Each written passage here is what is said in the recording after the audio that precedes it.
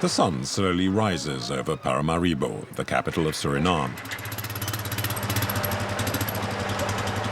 Pedro is preparing for a long trip. He has kept his childlike spirit, even if he has just become a grandfather. Oh, I don't like this mess. Pedro and his wife Francesca are not like other grandparents. They're gold hunters. Go on, get going.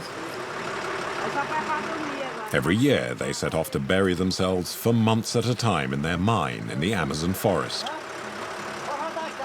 Being careful won't kill you. Go that way.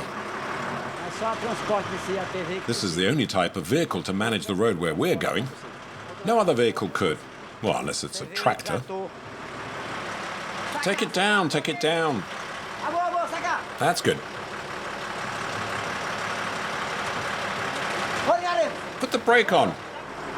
You can let go. It won't fall. Yeah, we'll come down.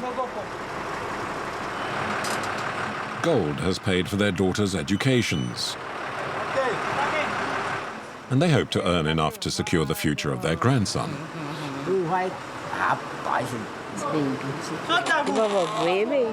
He's our first grandson. He's a man. But he won't go into the forest like his grandpa. No. He'll play football and go to school. He's too young to go into the jungle. He might get ill.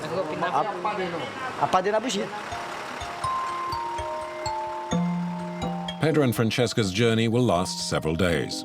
200 kilometers through the jungle on the road to gold.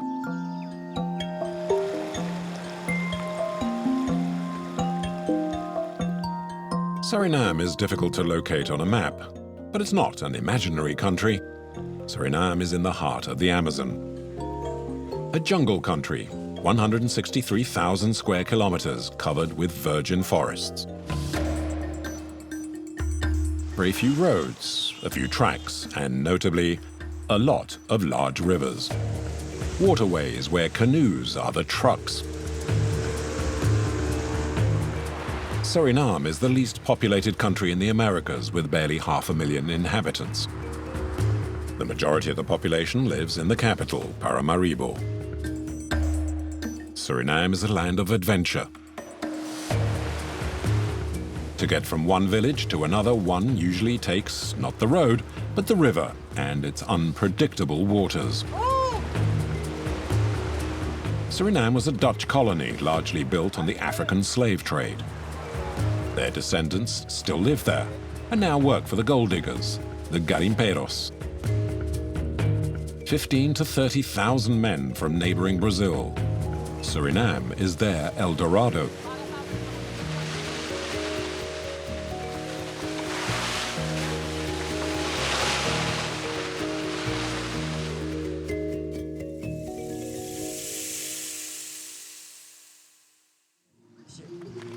After a 6-hour drive, Pedro and Francesca reached the shore of the Moroni River.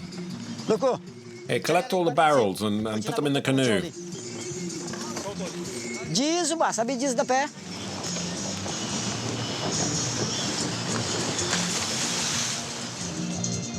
They must now load 2,000 liters of gasoline, 3 tons of diesel oil, 100 liters of water, dozens of kilos of rice, vegetables, potatoes.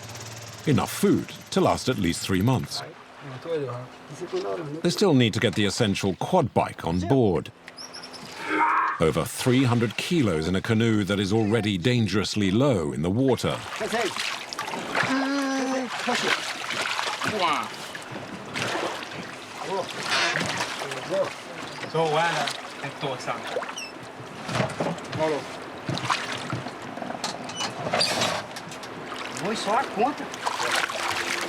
Pedro is hardly reassured.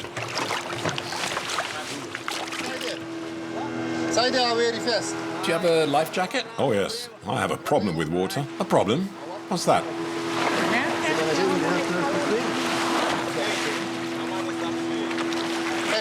You can't swim? No. I'm scared. Francesca, aren't you scared? No. So, Francesca, you can swim. Almost, not 100%, but if I fell into the water, I wouldn't drown.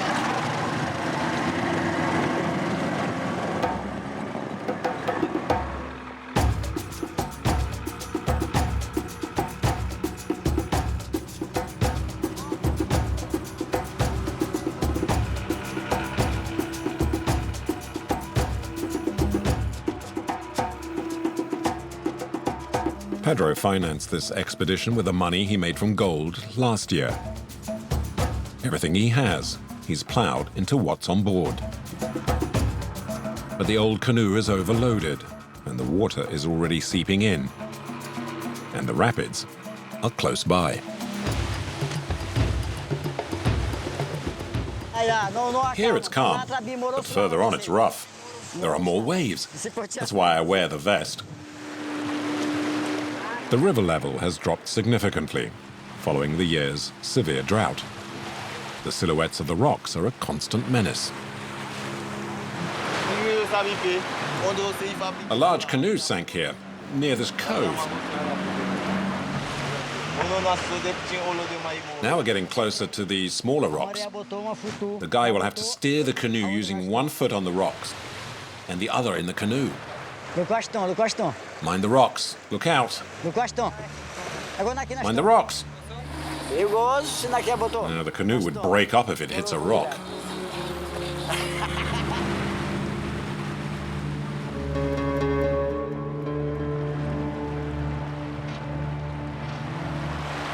Yeah, mind out. You're gonna hit the rock.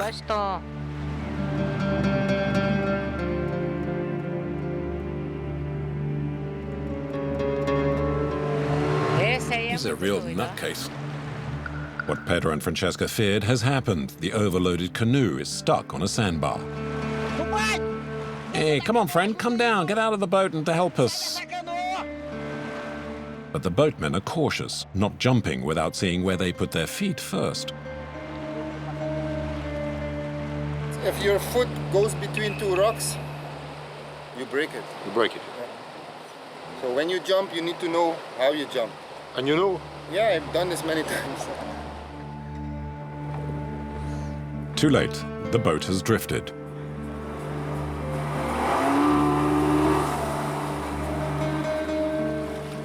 It's now sitting across the current. The engine is not powerful enough to move it. If it capsizes, it's the end of the trip.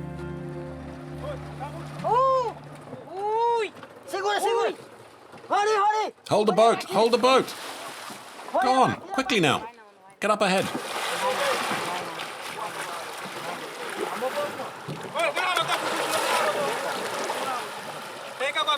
Get up in front, quick.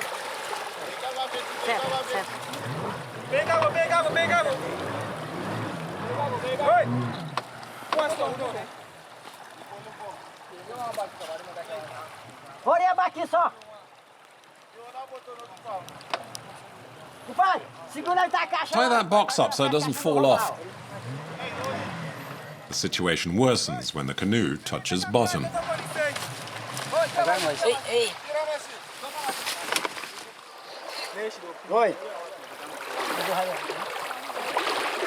Everyone, including Pedro, jumps into the water. Not for too long, though, as there are water holes.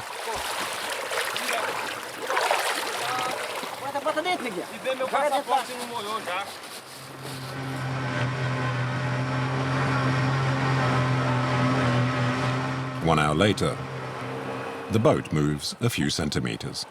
It's enough to refloat it.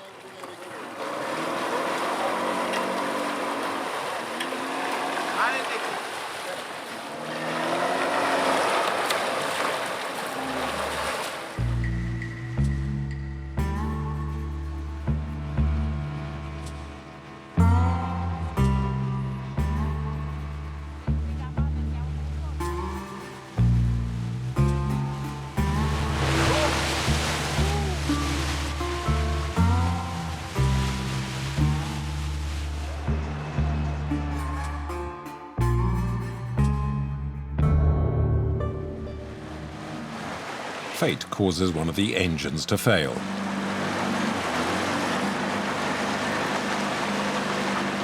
And if that was not enough, it's almost dry. Pedro notices a leak in one of the tanks and the loss of dozens of liters of diesel. There's a hole here. I now lost the entire amount of diesel. You need to fix this thing, otherwise you lose even more.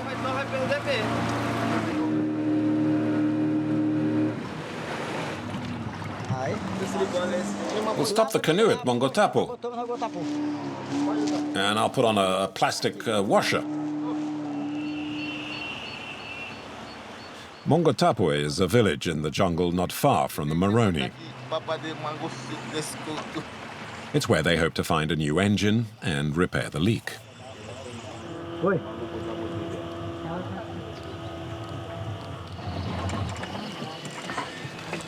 I'll put a piece of cloth and start to block it up. And then I'm going to really wrap it around tight. We won't arrive in camp today. My husband is worried. He doesn't feel well. I think I'll give him a pill so he can sleep for 2 hours. Or even all night and all of the day. And you're calm? Oh, yes. It's better to stay calm. Before, I used to get very stressed. Now I prefer not to. Do you like this kind of life? Look, you know, if you have ambition, you should fight to achieve it. And somehow they're achieving the improbable, locating a replacement engine in the middle of the jungle. We lost 2 hours waiting for the engine to get here. Next, we'll install the new engine and get going again.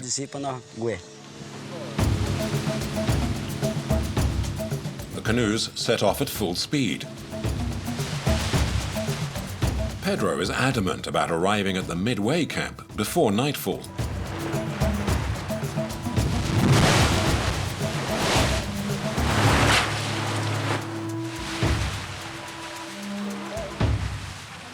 One hour we still have to go more. Yeah, it's gonna be dark.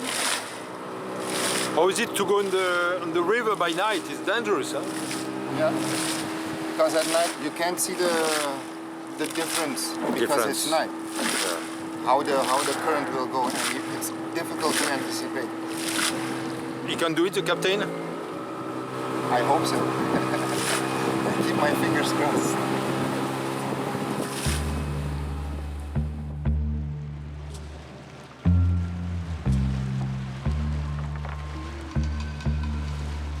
Now it's a matter of trust. I'm afraid the boat's stuck. The level of water is low because of all the rocks underneath. Look, you see? You see all the rocks? They're everywhere. You can see why he can't go faster. I don't like to navigate at night, but on we go. It's not much fun to be here.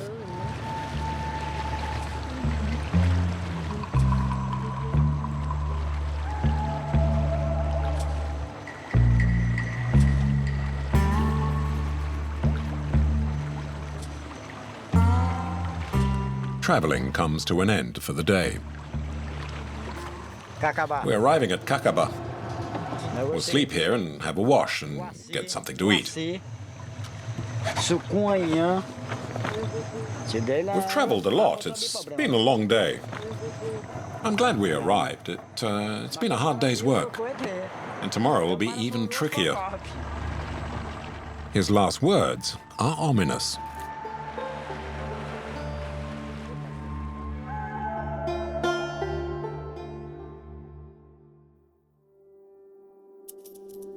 In West Suriname, on the banks of the Corentin River,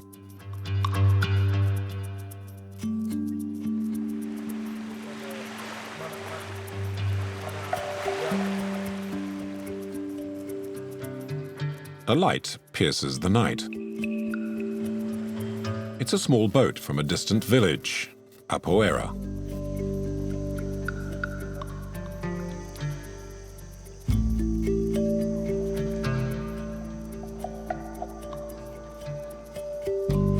The villagers sailed all night to reach here.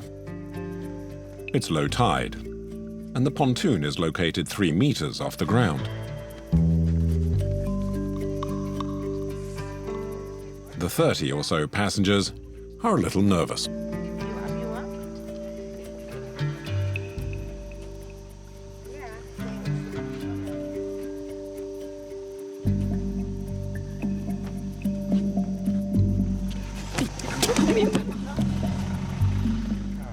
This pontoon doesn't seem to be for a remote village, but a proper town. A minibus picks them up. But to get to it, there's a mud path to cross.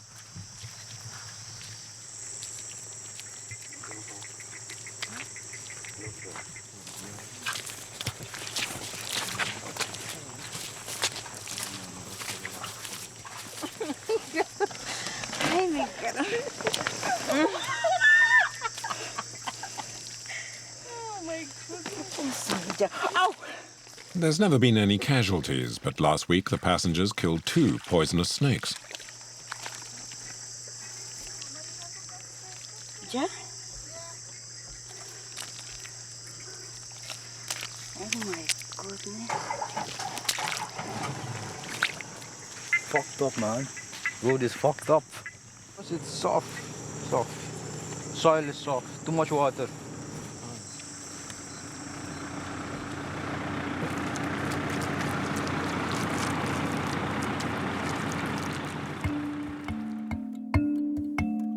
They head towards town. To get there, the boat passengers have made an incredible journey. Leaving Apoera, their village in the Amazon rainforest, they have taken 24 hours to get here just to go shopping in the big town. Nieuwe Nikkerie, 14,000 inhabitants. Like Suriname, Nieuwe Nikkerie is a multi-ethnic city. 5 communities live together peacefully. Muslims from Java, Indians, Chinese, and Arawaks, who were the first to settle here. Like the humans, the gods too seem to live in harmony.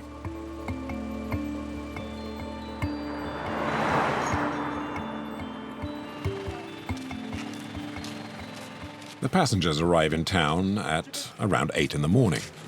They have a lot to do and little time in which to do it, as the boat departs again in the late morning. Felix wants to sell his pineapples in the market. Back home in Apoera, all you need to do is just bend down to pick them up. But here, they're worth a lot of money.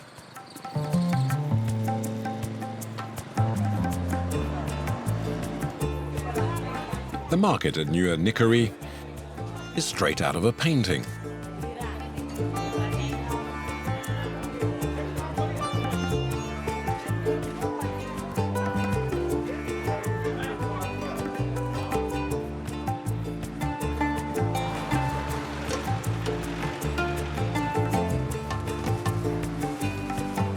The city people love Felix's sweet pineapples.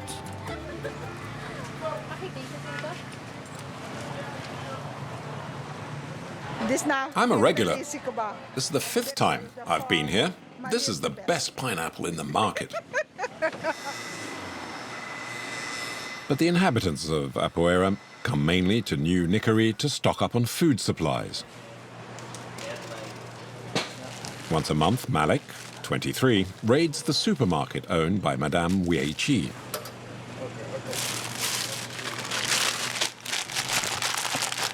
I buy some groceries for home, back home. So I buy like flour, vegetable oil, coffee creamer, and coffee. And so, why do you buy here and not in Apoera? I tell you because Apoera is a bit expensive. Yeah. So it's better I come here once a month, and this will keep me up for the whole And this will keep me for the whole month. And for your family? Yes, for me and my family. Yes.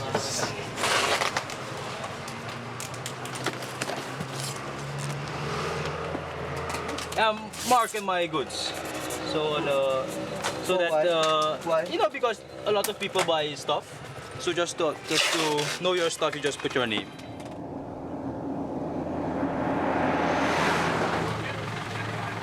Four hours after their arrival in the city, the passengers are once again on the muddy road to the pier.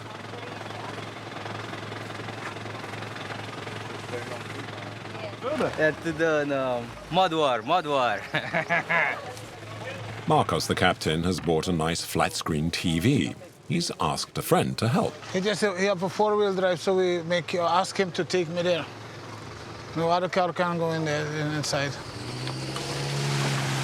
The captain has no doubt this form of transport befits his rank.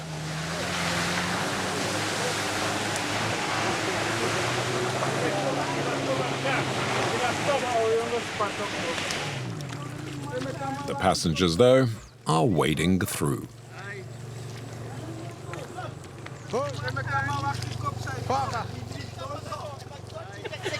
You just look and you just take out our picture good.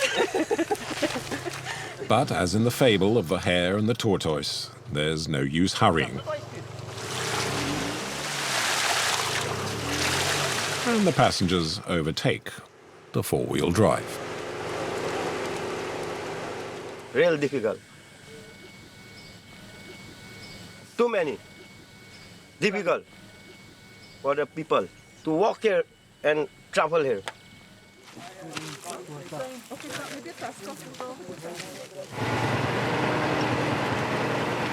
Finally, a tractor comes to help.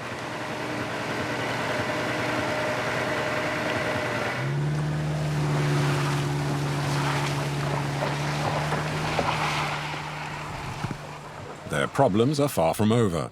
The truck that is transporting the goods has now also got stuck.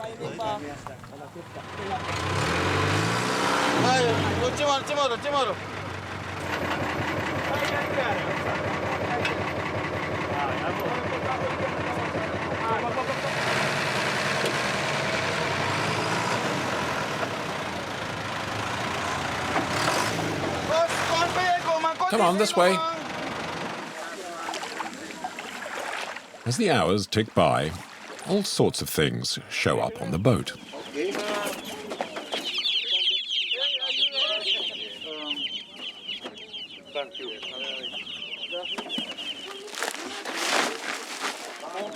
There's even a coffin. The loading is underway, but the captain fears he may have to stay in port. Water is very low, very low. So we have to wait, maybe. When they finish loading, and we can see if we can come out there. Because with this water we cannot go? No, right now. Why? It's slow, the boat's stuck on the sun. We are stuck now? Yeah.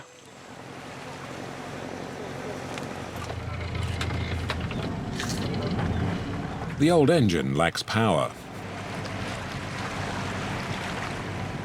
But with humans lending a hand,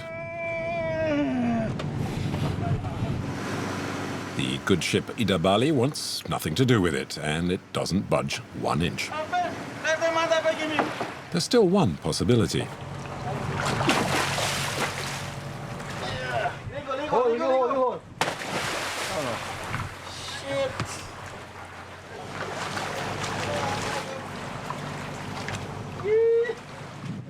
Come on, guys. Let's go.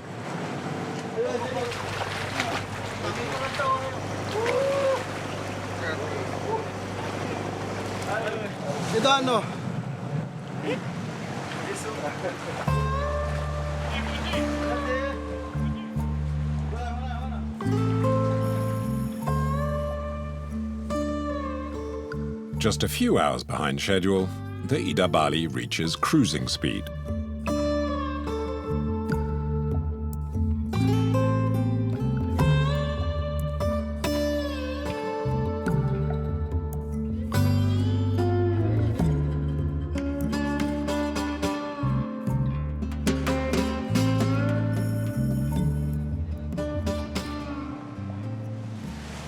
So now we travel to Apura.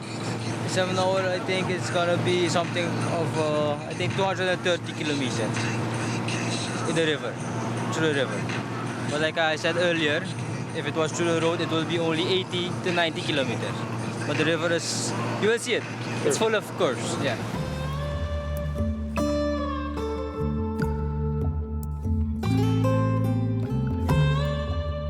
Suriname has its own sense of time. It's best not to be in a rush. The jungle imposes its own philosophy of life on the locals. But it's far from plain sailing.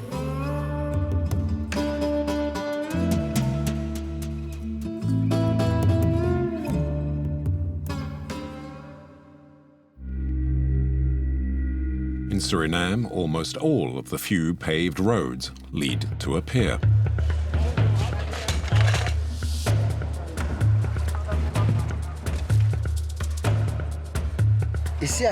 From here at Achoni, there are no more roads.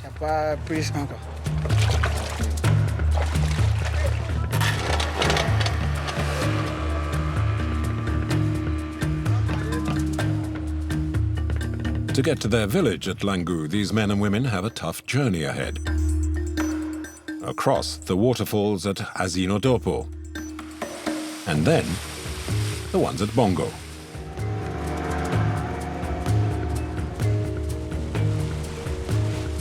"300 years ago, their African ancestors, fleeing slavery, took refuge behind the walls of water and stone. But where once waterfalls were their protection, these days they've become their tormentors. It's impossible to negotiate the falls in a canoe. The only way is to go on foot, carrying all the cargo. The smartest have everything planned.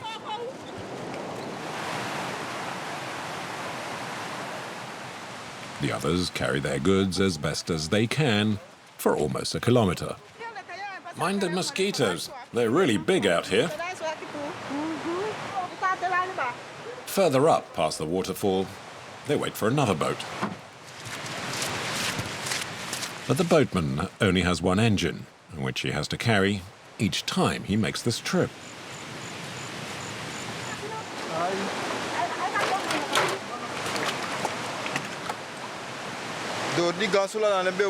We have to make this detour because of the waterfall. Some boats can get by, but they must unload their cargo first.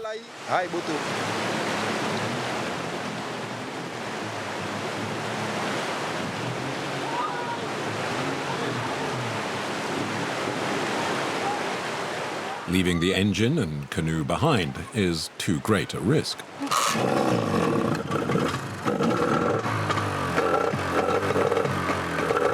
Jerry prefers to play it safe. His canoe is his livelihood. 50 euros a day, enough to live quite comfortably in the jungle.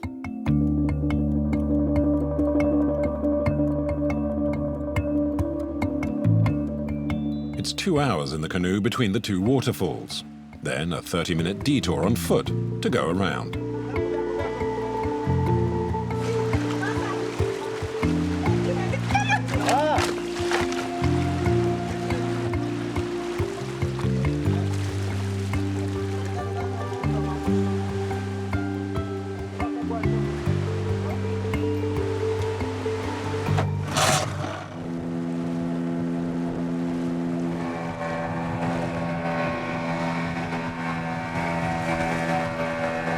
After a full day's journey, the village of Langu appears.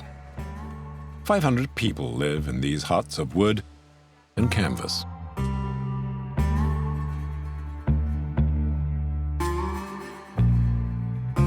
Time seems to have come to a standstill here.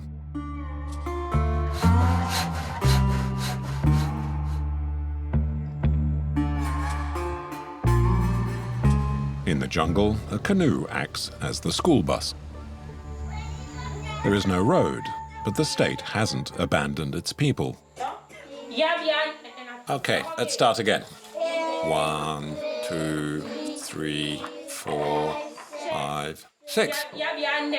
You start with nothing at the beginning and then your mummy gives you 6 apples.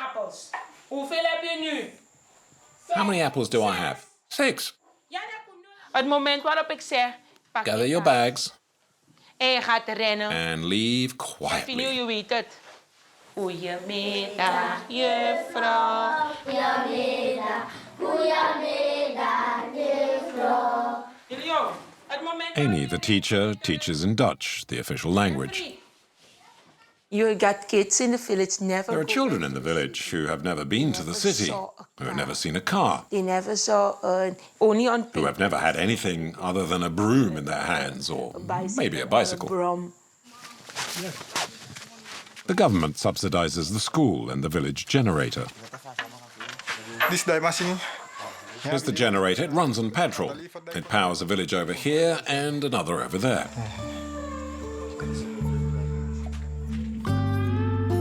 It's switched on at 7 every evening. But the next day the village may be without, as the petrol is about to run out.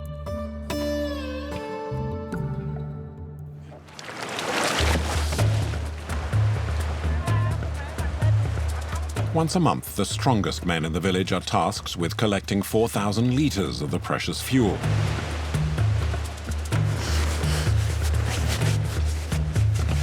Which is provided by the government.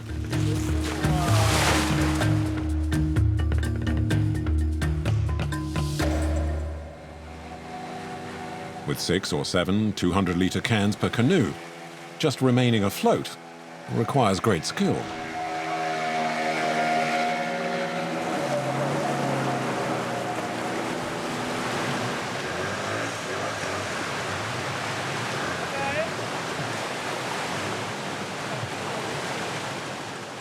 To work past the waterfalls, the men are forced to carry 20 cans of 200 kilos each for almost a kilometre.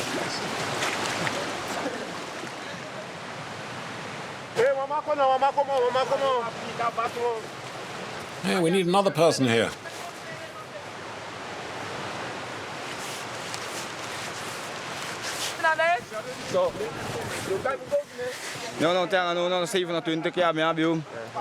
We've always had to do this, ever since the first people settled here. We're not equipped to carry such heavy loads, so it's hard work. It takes the villagers 5 hours to go around the 2 waterfalls.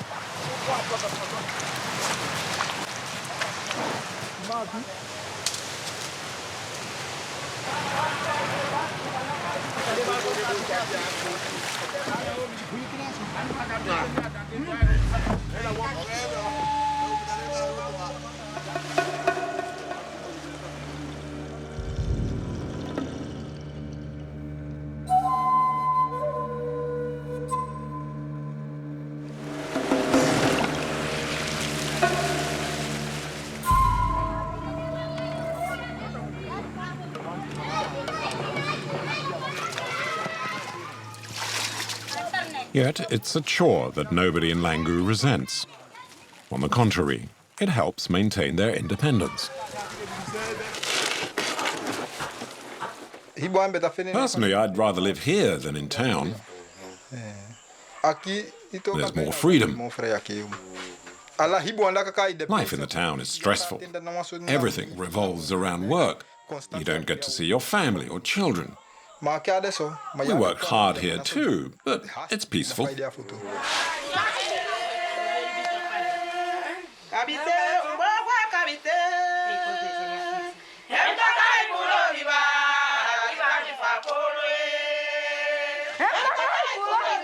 But in a few months' time, Jerry and the inhabitants of Langu might well find the calm shattered. The mayor of the village, Heinz Frederitz, in ceremonial dress, however, believes Langu will be reborn. A road will be built here. We'll finally be spared the misery of dealing with the waterfalls. Vehicles will be able to come all the way here. So a trip that now takes 6 hours by canoe will take no more than an hour by car.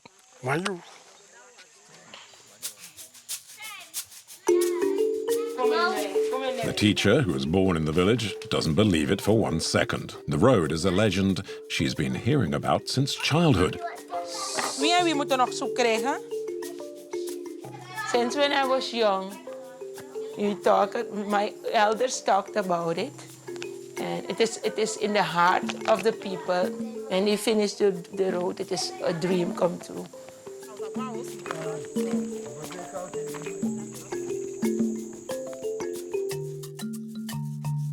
5 kilometers of forest have already been destroyed.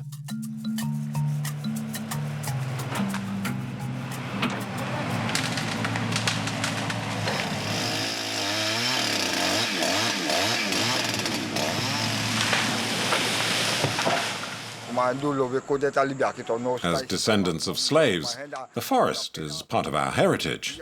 But we need some more modern things. That's why we're investing in the construction of this road.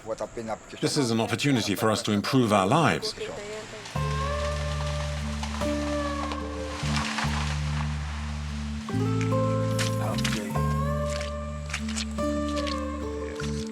That is one day work for one machine, for one man, in one day.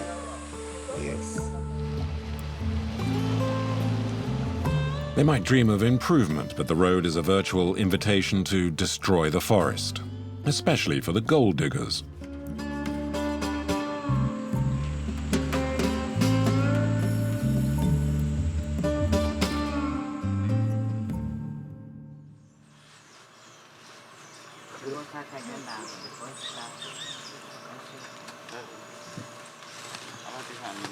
On the banks of the Moroni River, gold hunters Francesca and Pedro are forced to change their dugout to get to their mine.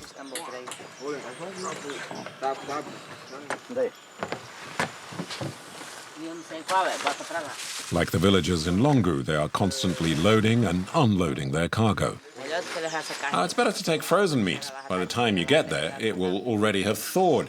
The time it takes to get home, it won't go off. It'll stay fresh until this afternoon.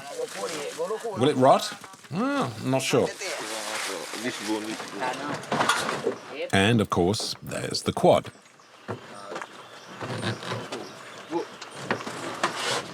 To get where we're going, it's impossible to take the big canoe because the riverbed is dry and the tide is low.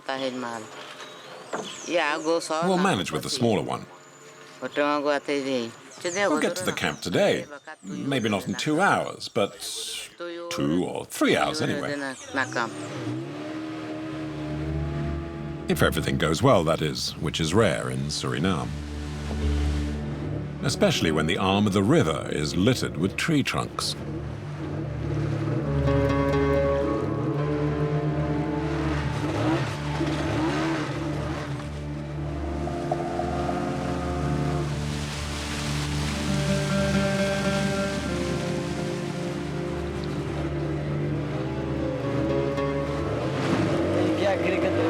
Now it's dangerous because the riverbed is dry.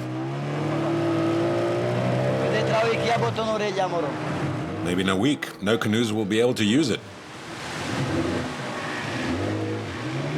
Everywhere you feel a bang underneath the boat. Everywhere, you feel it. You have to very carefully, especially when the propeller, because this wood is tropical hardwood. You hit it with the propeller, you're gone.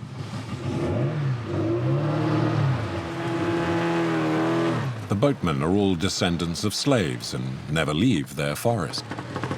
It's a big responsibility, but these boys, at a very young age, they become mature. If you don't go to school, you have to work in the land. Since they are small, these boys are coming in the creek because they be hunting, they be fishing, they be cutting the trees and now looking for gold. Go in that direction. I can't anymore. Go that way.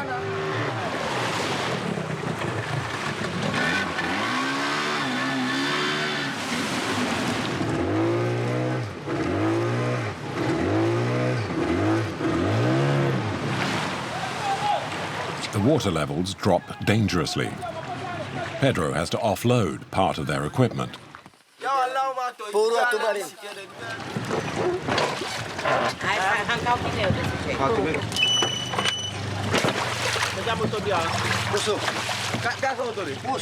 Hold it. Push.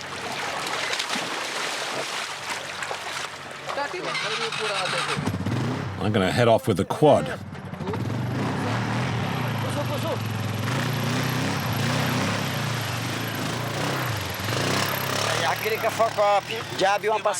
The river is not navigable. You have to go another way. And they'll take the baggage and carry on a little bit further. It's no way we can stop. That's the job. Never a calm day.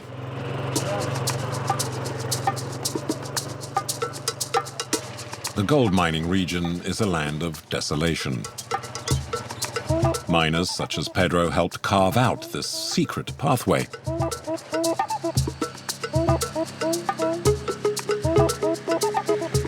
It may be the revenge of the spirits of the forest, because just a few kilometers later,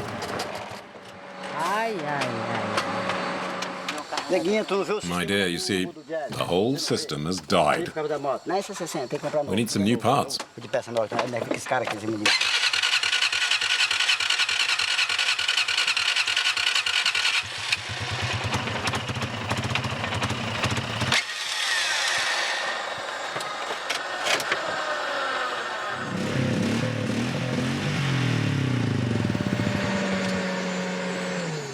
New parts? Fat chance of those.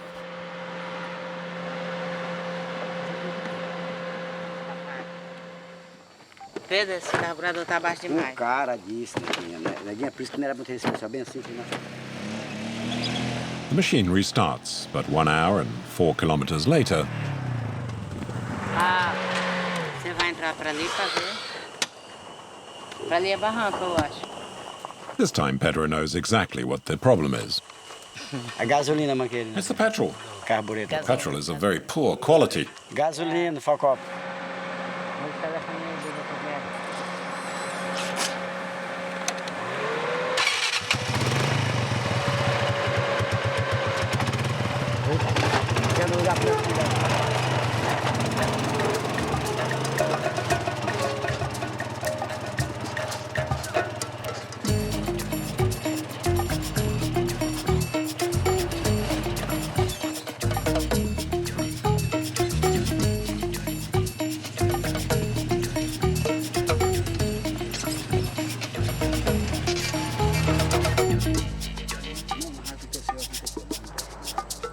This is now their fourth breakdown in less than 2 hours.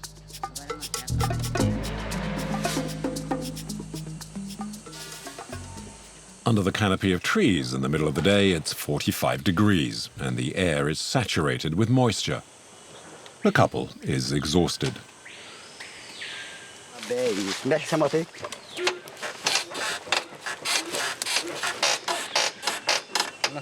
Vai.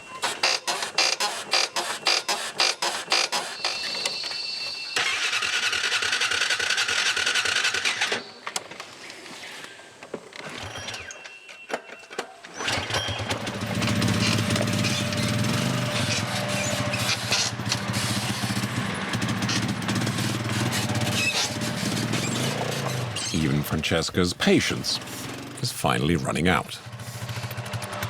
There are times when patience reaches its limits. It makes me want to explode. Help! On the other side, the boatmen are also beginning to tire.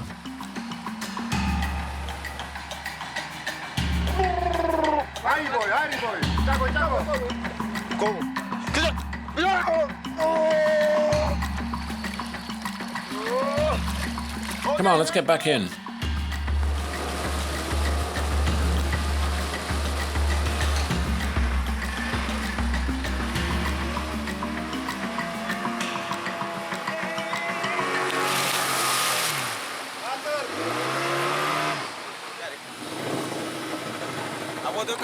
The canoe is stuck.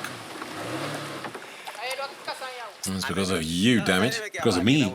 Well, why didn't you leave the canoe over there? Well, the next time you fall in the water, I'll leave you. You're crazy.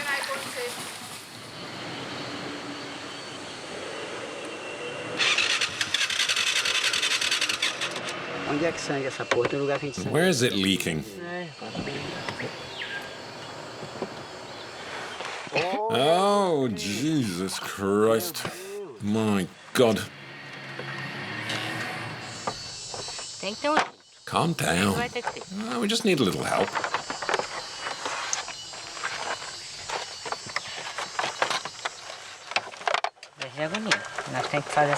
Stay calm. We can sort this out.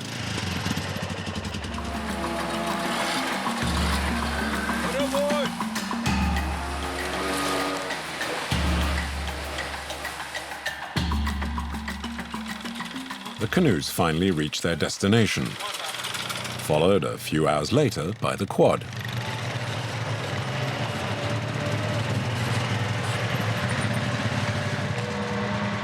This is a kind of illegal river station from where all the garimperos in the region depart. There are no more rivers at this point. All travel is with a quad.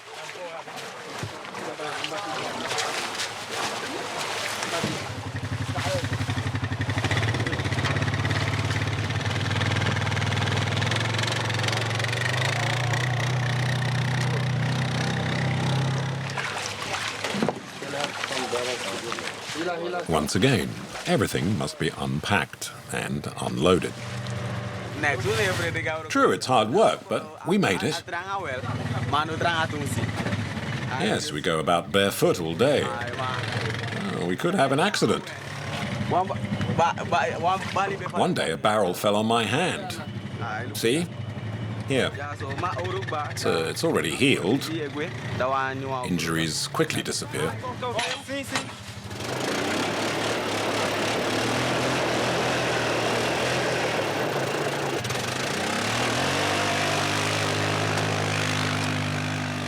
Getting the cargo up to the mine will take them till nightfall.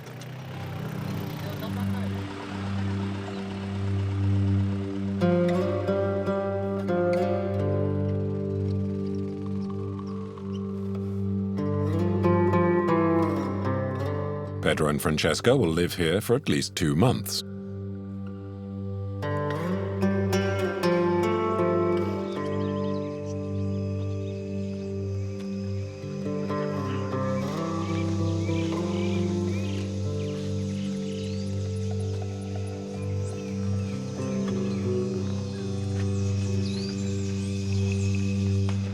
At 6 a.m., the camp begins to stir.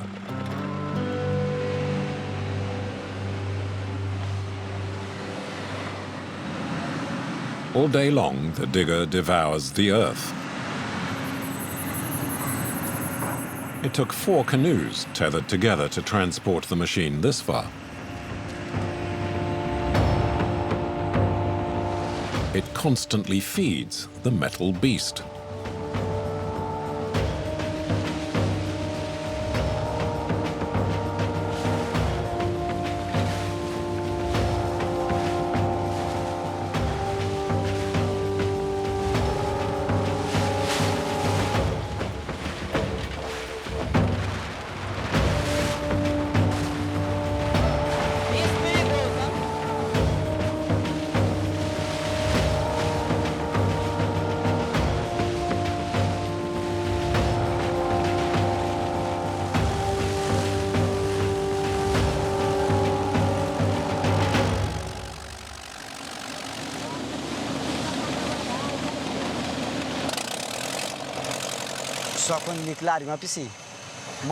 At this point, I don't know if we'll find gold. Sometimes I find something, and other times I find nothing. I do all of this to earn a good living, so I can have a decent retirement. That's why I work so hard. I always said I would never work for a boss. I just work for myself. We may not be earning much, but it's us who decide what we do.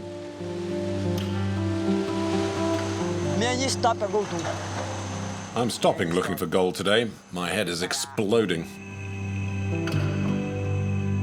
As in all the countries of the Amazon, Suriname is slowly devouring the forest.